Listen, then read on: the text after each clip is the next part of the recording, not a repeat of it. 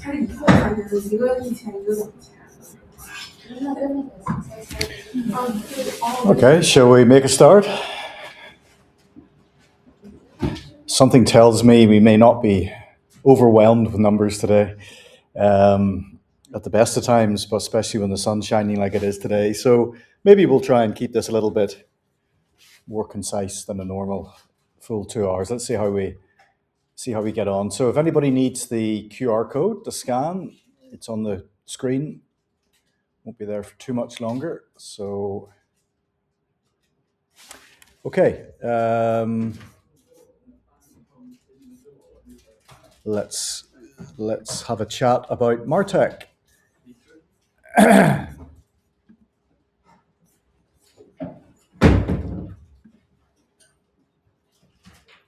Okay, so I think I'm going to keep a fairly brisk pace. Any questions, anything you want to ask me about your assignment as well, then please absolutely do so. We will take a short break as usual, just before 3, and then we'll just see where we're at, and how much longer we need after that.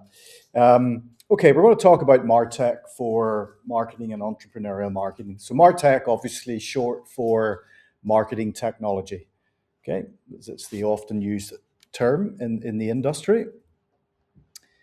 So just before I proceed, one of the things you want to be thinking about as we go through the lecture is what your recommendations might be for MarTech adoption for the business that you've chosen, right? So you may already have some awareness of some of the marketing technology they use. You may have some ideas for how they can improve their marketing, in which case you might want to support that by referring to maybe some MarTech apps and concepts they could integrate into their business. So again, any questions either during or indeed after the lecture by email is fine. Just to remind ourselves, what we're looking at in terms of marketing now and going forward, and I guess the last bit that we're looking at today is the technology part. So if you're going to say that a kind of modern marketeer is three parts, then what we're looking at today is the third part, the technology. And I wanted to remind us of a definition. I'm not going to read it out. You've been through this quite a bit with Karen and different variations, but this is the definition of EM. And later on, I'm going to look specifically at AI and MarTech and how that supports elements of entrepreneurial marketing. So again, that's another suggestion that you could adopt for your assignments. You could include a definition of entrepreneurial marketing and then kind of break that out in terms of how MarTech would support it. Well, let's have when we're introducing a new topic, it's a good idea to have a definition. And this is the definition from Dave Chaffee and Fiona Ellis Chadwick. And they say that it's a combination of software services or tools. This, of course, now will include AI in many forms, used to run all marketing ops across multiple channels, right? So that's something you want to consider for your assignment is what channels is your business using to promote its business. Anybody give me an example? Have you looked at the channels that your business is using to reach its customers? Anybody give me an example from their business? Maybe we can try to make this a bit more of an interactive session.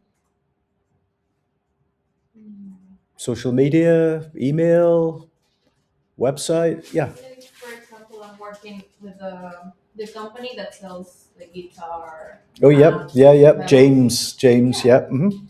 So they use a lot a YouTube channel. Right. It's called The Pedal Show. So they collaborate with them. Okay. So they try on the show like the pedals and stuff. Okay. So right. It gets more people. Great. So something for you to think about then would be because obviously I can't cover every platform in this lecture. There's like thousands of them. So if I'm in your shoes, I want to maybe take a little closer look at YouTube from a business point of view, rather than just as you would normally use YouTube, and see what kind of services YouTube offers marketing teams. right? So like how can you get, for example, data on engagement on YouTube? So if I wanted to, for example, measure the effectiveness of a video, how would I go about doing that on YouTube? How would I use that data perhaps to improve my entrepreneurial marketing? So we know, for example, a lot about entrepreneurial marketing is about kind of doing things in small steps initially, like test and learn. So again, using data from YouTube, if I'm advertising on that platform, would be the smart move. The other option, which we'll kind of touch on a little bit today, is there are more generic softwares um, that will enable you to measure engagement on multiple channels, not just on one channel. So what you can typically do is you can look at what YouTube itself provides as a platform, but also look, and I'll give you a couple examples as we go through the lecture. Well, one I can give you straight away is a company called Hootsuite, which is HOOTSUITE, Hootsuite, and they provide a lot of mainly social media, but pretty certain they include YouTube there as one of their channels. So what you want to look at is, okay, James is doing all this marketing activity on YouTube, but how is he using MarTech to enable what he's doing? And are there opportunities where he could extend that? Now, you might ask the question, well, I'm not currently sure what James does do with you, in which case you could prepare an email, send to me or Karen, and we could forward it on to James and ask him if he's prepared to share that. And then the other option you can do is just from your own knowledge of YouTube, you just include what you would recommend him to do, even though you're not aware of what he's currently doing. Does that make sense? Okay. All right. Great. So multiple channels. Then we have customer acquisition, conversion, and retention. Right. So you guys need to be thinking about all of those three words in your assignment. Acquisition, getting more customers. Converting them into an actual customer from, say, watching a YouTube video, as we were just discussing. And then, of course, retention, which is all about relationship marketing. Okay, so once we have these customers, once James has, got someone to buy one of his guitars or one of his kind of music pieces of equipment, then it's smart to try and retain your customers once you've acquired them. Can anybody lay out for me one or two advantages of why it's important to have customer retention and rather than just acquisition? Probably fairly obvious, but I'd like to hear you sort of express it. What are the advantages of retention?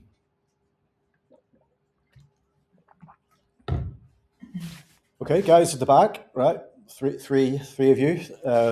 What's the advantages of retaining customers over acquiring customers? It's easier. It's easier. Not necessarily. Some people might buy something but have no interest in coming back, or maybe you give. Well, hopefully you don't give bad service. I wouldn't necessarily say it's easier, but what are the arguments for doing it? It creates a loyal customer. Right, and what's the advantage of having a loyal customer? They'll choose you over the competition every time. I'm being argumentative here, but possibly, but not necessarily, right? Just because they've bought from you once or twice doesn't mean, well, they're always going to buy from you going forward.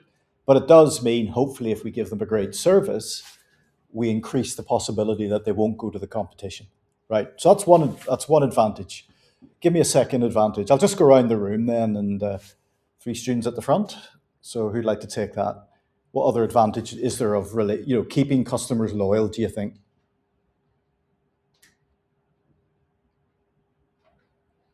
We've done all the hard work to get them.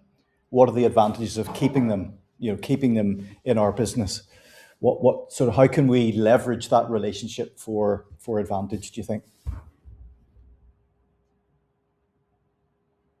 Maybe like future partnerships. Mm-hmm. Yeah. Depending on the industry, but maybe your like collaborations with customers can help entice other clients or customers in as well. Yeah, so there's a couple of things you've said there. Actually, they're two separate points and they're both really good. So the first one you mentioned was partnerships, right? And that's very central, isn't it, to entrepreneurial marketing? We know that. And I would encourage all of you to think about how your company is or should be engaging in collaborative partnership-based marketing. Okay, so if we think about Margot, who's chosen Harriet's business? Ask Margot. Margot, you have anybody else? There must be somebody else in the room. Who else has done it? No? Which business have you chosen? Yeah. Yeah, you. Yeah. My Little Monster. Which one? My Little Monster. Okay. Great. Yeah, good. And Marco. so you have chosen Margot. Right, that's the one I've just been talking about. Hello. So we've got two in the room that's chosen Margot, and who knows, there might be others.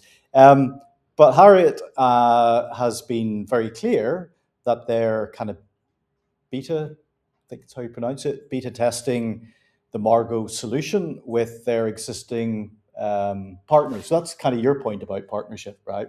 But the other point you made, what was the second point you made? Yeah, but it's about getting more customers, wasn't it? Sort of using your existing customers to get more. What do we call that? What's that called in marketing terms when we use our existing customers to get more customers? Do you know what that's referred to? Have you heard of the expression referral marketing, where somebody refers somebody else, right? So there's a couple of examples as to where retention is important, customer retention, okay? So just try to kind of, these are all kind of points that you can be bringing into your assignment.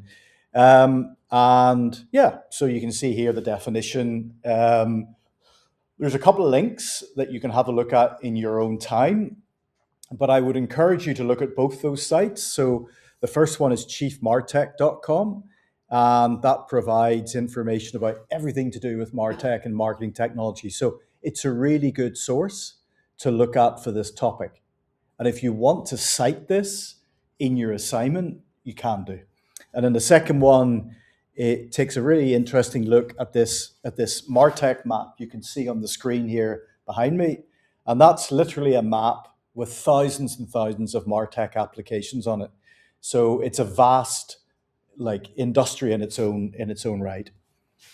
There's also marketing exhibitions around MarTech. There's one that happens in London every year. That's slightly out of date, 23, but it runs every year. It'll be running this year in 26. I think it's in the Excel Center in September, October. That's another kind of look at the MarTech landscape, and another one here which kind of links to this idea of the marketing funnel: reach, act, convert, and engage. And what it's doing is it's kind of highlighting different applications that enable you to achieve marketing objectives at different points in that wheel. Okay, this is where I want to play a little video for you, and I don't know, I'll see how long I run it for. I normally run it for about 15 minutes. And just to give you the context here, this is an interesting case study from a company that sells dog beds, right? Now, you may not think that's a very serious business, but it is a very significant business because many, many people in the UK own a dog. So there's a big demand for dog beds. And the company's called Snoozer. They're based in the US. You're about to hear from John, who's the marketing director at the company. And this was a couple of years ago when he was talking to my students online on Teams, explaining the MarTech stack that Snoozer uses to support its marketing. So this probably is like a key central part of today's lecture. So I really want you to pay attention to this. And he goes through different marketing applications and explains how he actually uses them in his marketing. So in some ways, this is a kind of a best practice case study, if you like. Okay, so let's have a listen to what John has to say about the applications that he uses in his business. So just to remind you, this is based on an actual Teams meeting that we had with John. He was in the US at the time. You can see pictures along the bottom. You can see me there and Karen and some students who were doing the module at the time. And then John goes through his slide deck and explains pretty much every one of these applications you can see on the screen, and how he applies them. And you'll learn a lot about MarTech by listening to his talk. Okay. The link is also on the slides, so you can listen back to this at a later stage.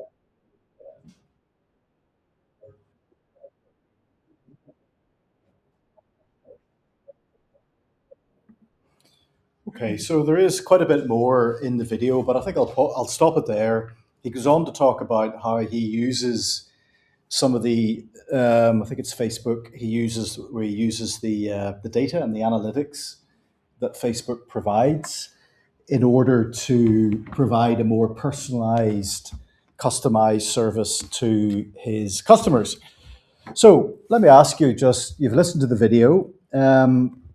Any kind of key points that come out of that for you? What would you sort of take away from listening to John for the last roughly 10 minutes? What stood out, or is there anything about how he uses these applications that you can remember him talking about?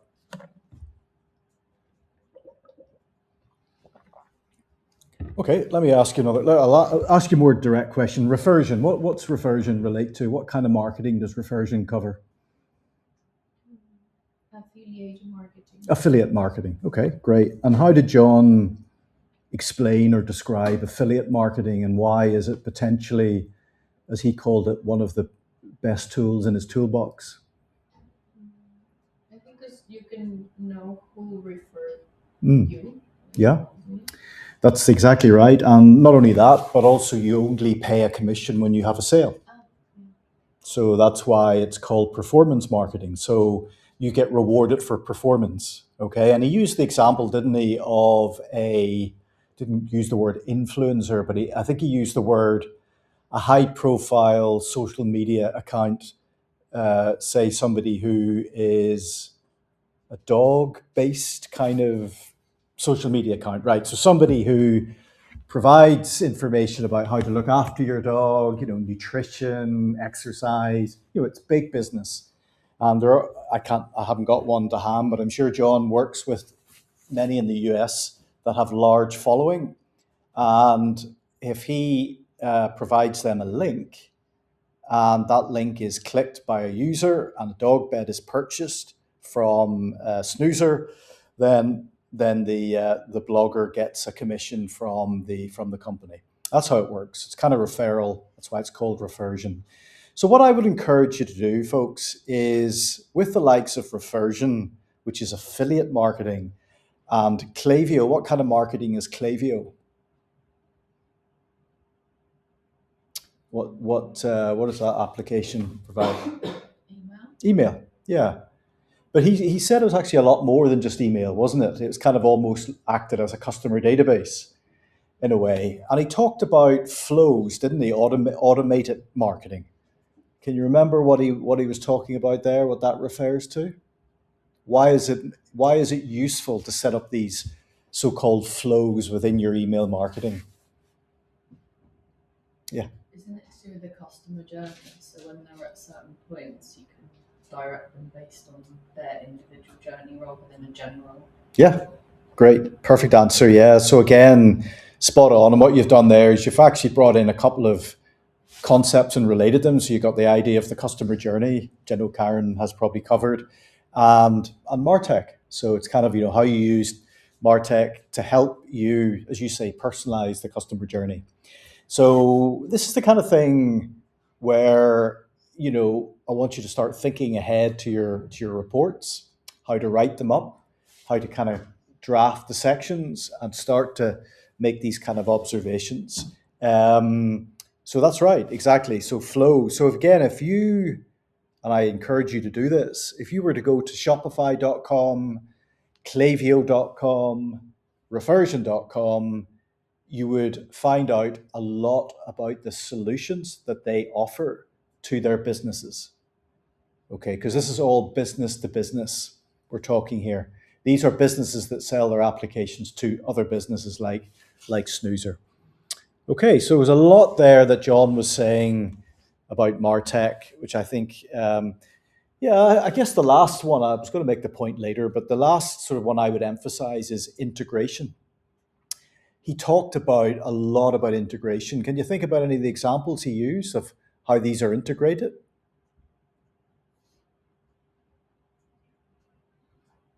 Maybe that wasn't such a, not a totally fair question, but for example, he said you can open up in Shopify, you can open up a Zendesk tab.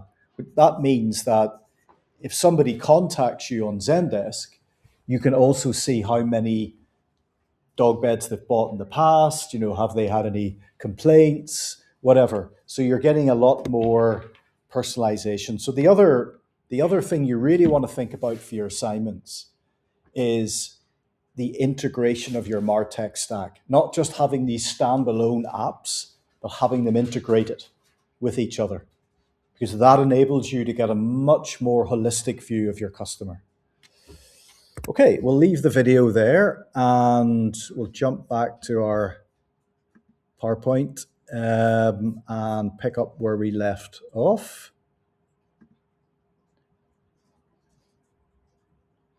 And just out of interest, like just as a suggestion for you, this is one student. Slide isn't from John. This is actually one of the students who was doing the module, and she did a sort of an analysis of the MarTech applications that John was using.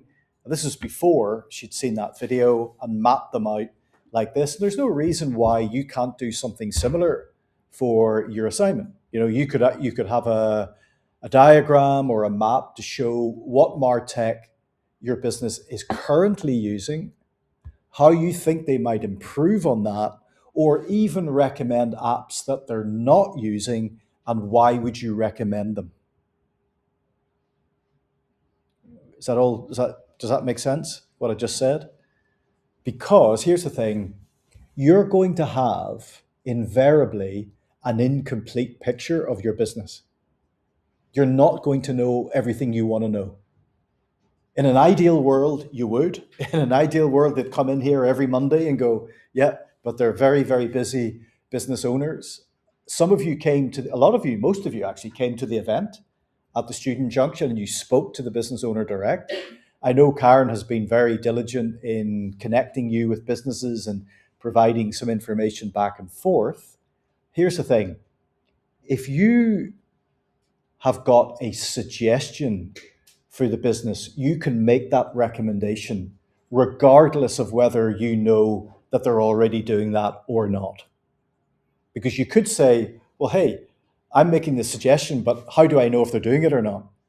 As long as you justify your recommendation, and by justifying it, you show your knowledge of this form of marketing, that's perfectly fine. So if that gets you out of a tight spot where you're thinking, oh, I want to know this and I want to know that, what would you recommend? What would you do and why?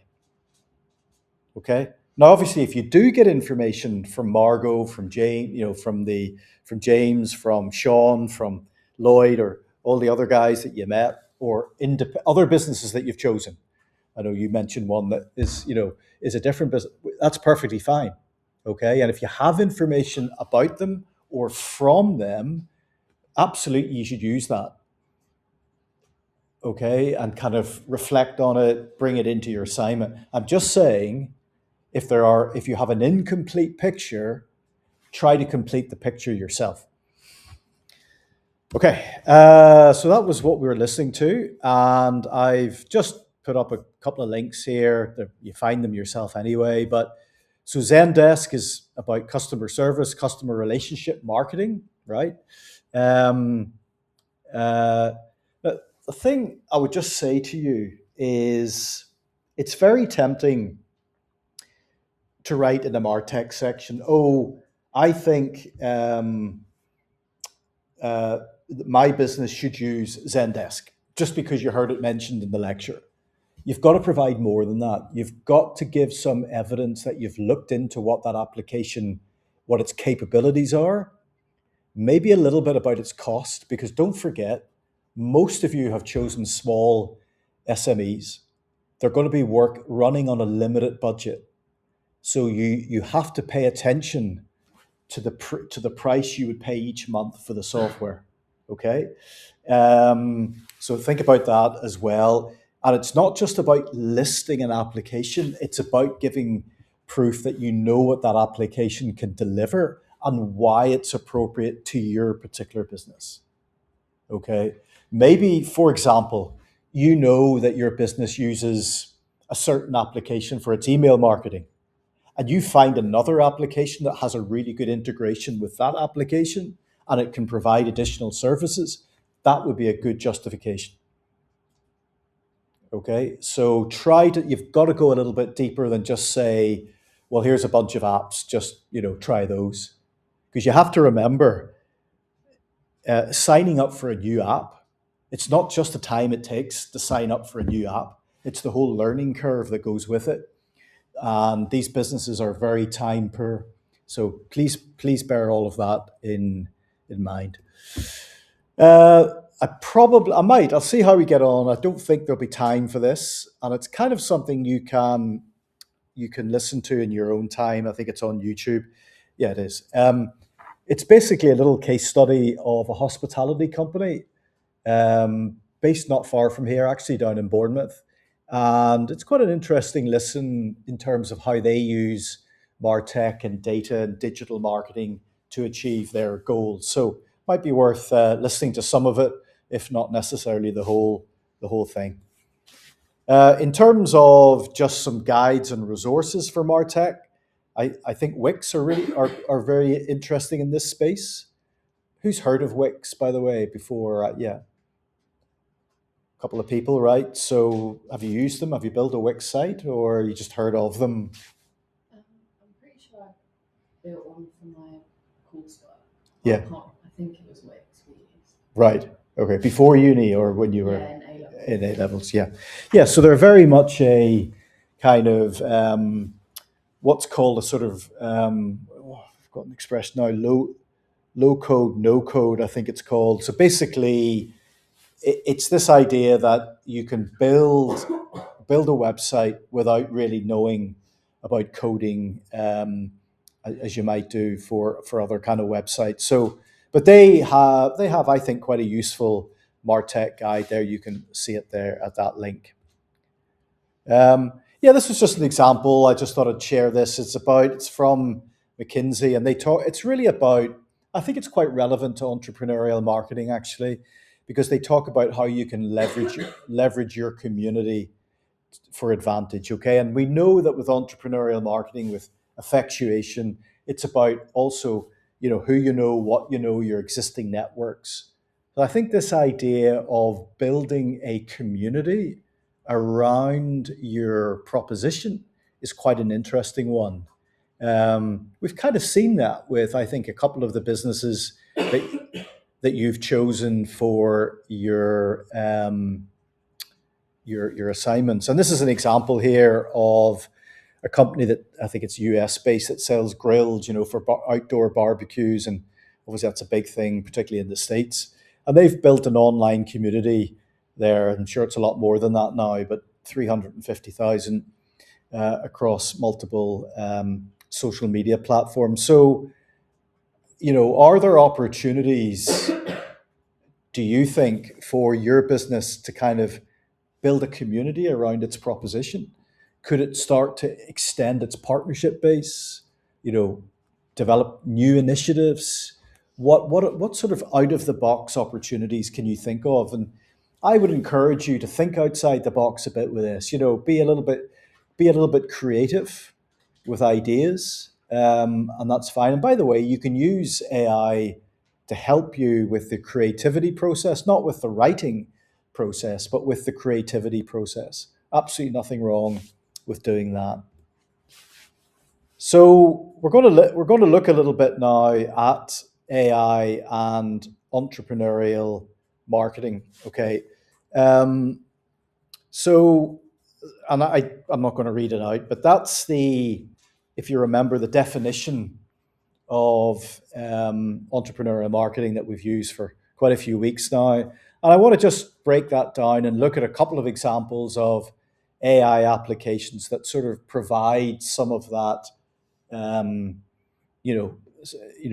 provide some of the entrepreneurial marketing opportunities you can see in the definition. Okay, so the first one here is thinking about, how we exploit opportunities. Okay, and the example here is where we can, I don't know if you remember in the very first week, Adrian talking about sort of the kind of lean startup idea, Steve Blank's idea that bootstrapping, where you basically only need a very kind of bare minimum outline of your proposition, of your concept. Okay, so rather than investing lots and lots of time and indeed money and resource, we want to be more agile. We want to do things quicker. Okay, we want to sort of fail quickly, as they say. So the example here is to use an AI tool like Midjourney, which is the image generation tool, which you may have had a look at yourselves. And here the example is to generate 10 different packaging concepts. Okay, so say for example you're maybe like, for instance, Semi. Anybody doing Semi's ginger drinks business? No. Okay, I think a couple of people are, but not here today, obviously. So that would be relevant for him, where he wants to think about the packaging of the drink, the design of the bottle, the labeling, and whatever it is. So he could use Midjourney to mock up like prototype packages. So rather than in the old days, you would have had to reach out to a design firm and lots of expense, you can now use AI to generate that yourself at very little investment of time. Then the next part of that is then running this past what they call an AI-based customer preference tool. Now, I took a little bit of a look at this company because I hadn't heard about them before. It's called Visit. Let's just have a quick look at their website. So worth just having a look at some of the developments that are happening in the kind of AI space, which I think is quite interesting. Just go to their homepage. So what Visit does is, and I think the interesting part of it, which their website really doesn't do entire justice to be honest, is they have come up with this thing called synthetic users. Have you guys come across that yet? Synthetic users. Well, the word synthetic implies they're not real people, which is exactly what it is. So what basically, and I had a look, I jumped into AI mode to have a look at what Visit actually does. And they have this thing called customer lenses, or segment lenses, or customer segments here, as it says. You can see them, different ones. So it's obviously Americanized: suburban moms, high income pet owners. That would be relevant for Snoozer.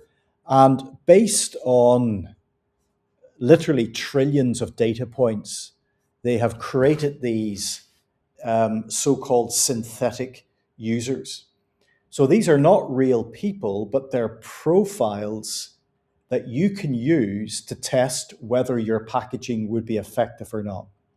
So rather than going to the expense of surveying or researching with humans, with like focus groups and surveys, you can do this through, as it were, artificial data.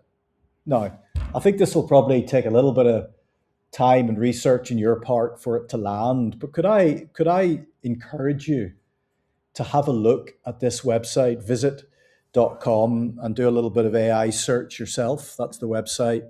Have a little look into this idea of synthetic users. I think this is super interesting for the future of marketing, because a lot about marketing now has been based on expensive primary research with users and potential users and customers. And what these guys are doing is they're leveraging artificial intelligence to, as it were, do things less expensive and quicker, which is essentially why I've shared the example for entrepreneurial marketing. Because I think what this gives us now is an example of where this gives us an example of where AI can be used to pursue more entrepreneurial marketing. And this would also apply if you've chosen a bigger firm. Now, on that note, can I ask, is there anybody in the room that has chosen a bigger company? rather than a small business or a startup? Looks like not. Everybody's chosen small companies? Yeah. Okay, can I ask who you've chosen? I choose Margot. That was All right, with Harriet's business. Okay, great. Excellent. What about chap next to you? Margot as well? Okay, great. Margot. Yeah, okay. So popular choice, right. Okay, Andy, how's that going? It's going well. I've pretty much written the document, but I need to put more detail in. Yeah, okay. Same. Yeah. Any particular points you're kind of like highlighting or struggling with? Is there anything like what is it about Margot that really, stands out in your opinion? You're thinking about entrepreneurial marketing and what Margot does. Is there anything you would highlight like it's really good practice? I think the most of the advantage of Margot have been included in the document, so Okay. it's pretty much included. In what she has provided? Yeah. Okay. Presumably you're adding your own interpretation of that. Yeah, so don't just rely on what Harriet provides. You've got to add your own. How about yourself? I've been focusing on other assignments. Oh, okay. Cool. That's fine. That's good. I like an honest answer. So coming back to this, what I've written here is this kind of comes under the banner of acceptable risk. What do you think that means in entrepreneurial marketing terms? What do we mean by acceptable risk? In fact, that's Sarasvathi's thing, isn't it, with effectuation? What do we mean by acceptable risk? How can risk ever be acceptable? What do you think they mean? Like an amount you're willing to lose. Brilliant. To gain a certain amount that people would otherwise not get. Yeah, nice. Yeah, that's it. Spot on. And for your benefit, I would say that what Harriet and Charlie, her husband, because they're kind of as a couple, they run the business, by engaging all of these marketing agency managers and directors, that they know through their own network. That's a good example of minimizing the risk, right? So if things go wrong, if it all blows up and goes pear-shaped, they haven't lost much, right? They've maybe lost a bit of time, but they haven't really lost much in terms of actual hard cash, right? So I think this is where we got to do things in an entrepreneurial way, act fast, be agile, do it on a small scale, see if it works, scale it up. And I think this is where AI can help with that. And I'm pretty positive that if you guys were to come up with ideas for how Harry, she calls herself Harry, not Harriet, how she can leverage AI for her marketing, she'd be super interested in that because they're an AI company, right? And she's really into the whole AI sort of landscape. So definitely give that a little bit of thought. Okay, so that was an example of a company, and it's not the only one, by the way. I think this is a trend that's on the rise: synthetic users. Now, as marketing students, I think you guys should be really up to date with what are the trends that are on the rise. Okay, that's really, really, really useful for you. So let's move on to the second example, which is AI-driven co-creation. And there's an example here. Had you come across this before? Coca-Cola's Create Real Magic. I think it's a slightly older example. So I don't know if you're aware of that, but we can have a look at it. There's a YouTube video, I think, if you Google it, that illustrates it. I can go through and have a look at that in a second. But essentially, it was a campaign that allowed users, that's like all of us, like basically customers, to use AI tools to create their own branded art. So I think this is like almost like an example of crowdsourcing an idea. And so let's have a look, and then we look at an example of how you might do this. Probably the easiest thing if I go to slide view and then just follow it here. Let's go back to the PowerPoint and the show. It's a bit clunky, but right. So where are we?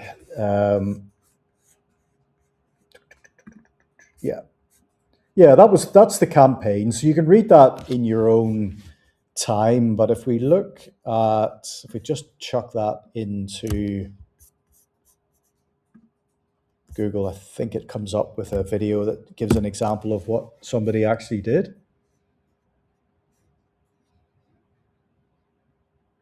There's a short one I'm looking for. Maybe this one will do it. I don't know. Let's see.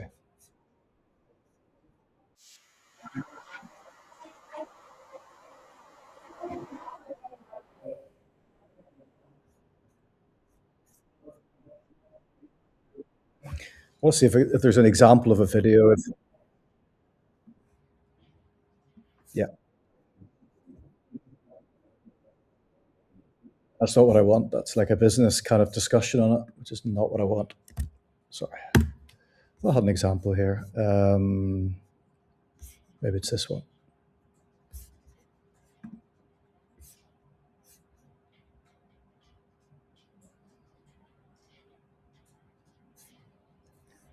Okay, that's an AI generated video. Okay, so kind of a little bit like that, but essentially what it enabled is it enabled individual users to create their own Coca-Cola video. Essentially, that's what it allowed them to do. That's the essence of it. So yeah, so basically, are there ways in which you can use generative AI to engage your customers, maybe get them involved in design elements, or to create something from their own perspective. So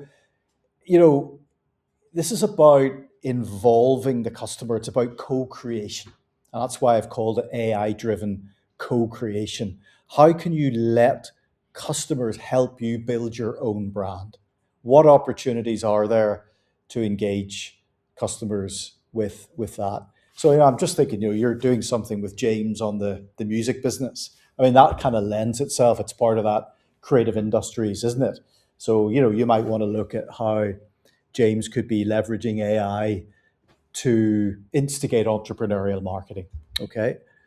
And by the way, if you have ideas before you hand your assignment in about how that would look, we could share that with James and see if he gives a response to it. We can build it that way. Okay, so that was there, and yeah, so this one is more about kind of leveraging resources. Again, it's part of this kind of doing more with less kind of bootstrapping idea. Let me go on to slide view here. And it's giving some particular applications to think about. So again, I guess it's a little bit like the Coca-Cola one, but instead of hiring a creative agency for a pivot, what do we mean by a pivot, do you think? When a company does a pivot, what are they doing? What's it? What does that mean?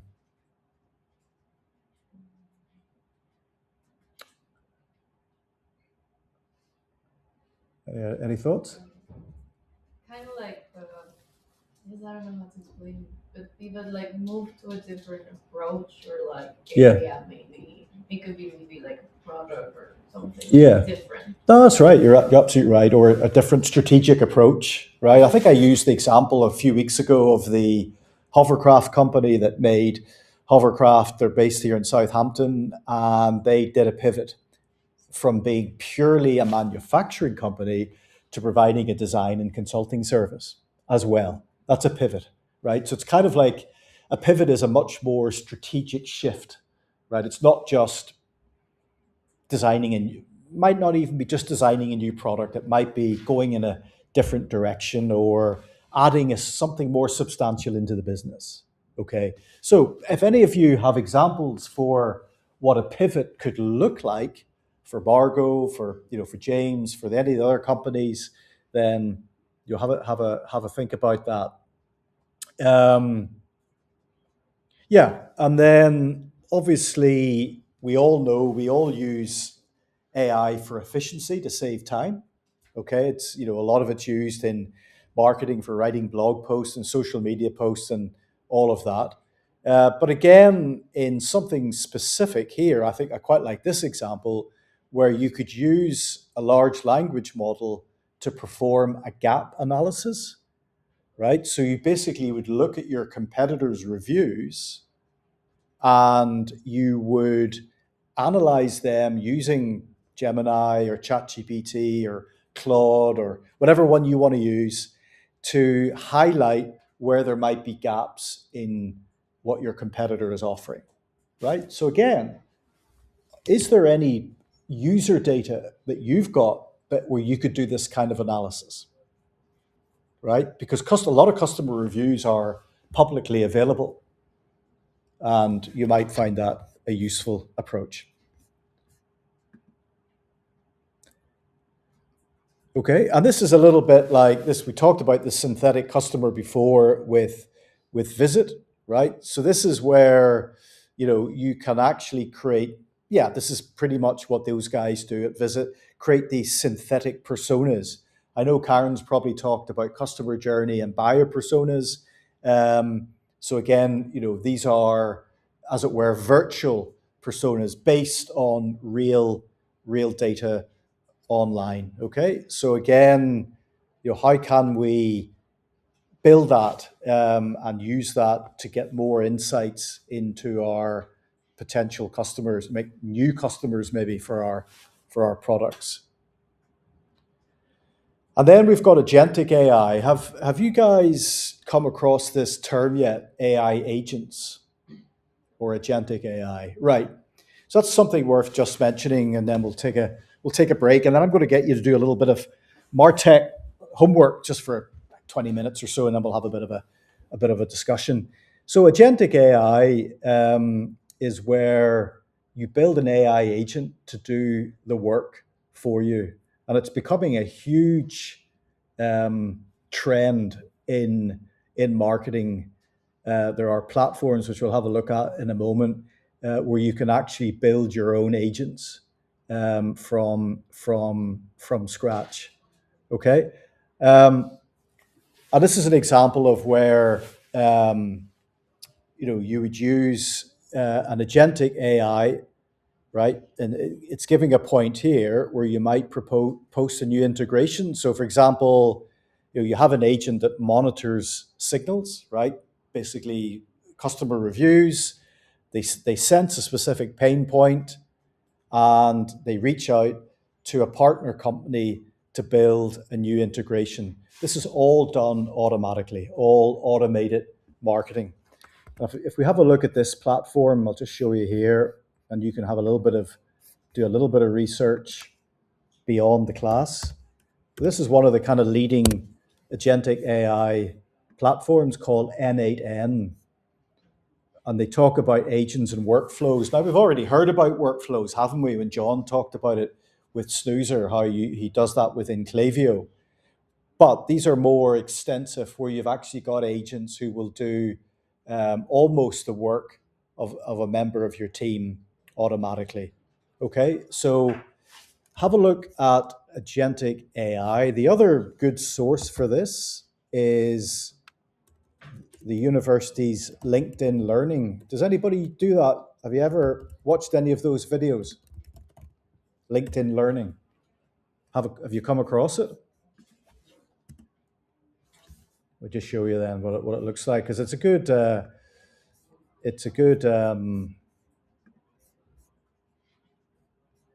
where's the proper link?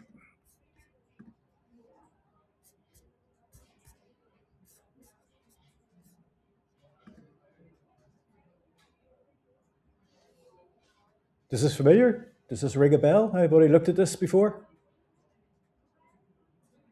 No? Yeah, you have? Yeah, okay. So again, if we just talk about, if we put in agentic AI, so there we go. So you've got a whole bunch of videos here where you can, get a little bit up to speed on that topic. Okay, guys, we'll take a break, but simultaneously as taking a break, but by all means, take 5 minutes and just chill out for a bit, check your emails or messages or whatever. But then I'd like you to do a little bit of research into some of the MarTech apps we've been talking about today, whether it's AI, whether it's Klaviyo, Reversion, any of them, and start to see where some of it might resonate with the company you've chosen. Okay, so I'll give you 15 minutes to work on that up till about 20 past, and then we'll have a discussion for 10 minutes, and then we can bring the lecture to a close at about 3:30. Sound good? All right. Okay, any questions, then please ask me, but I'll be looking for some good discussion in about 20 minutes. Okay, so anyway, if you need any more clarification on that, just ask.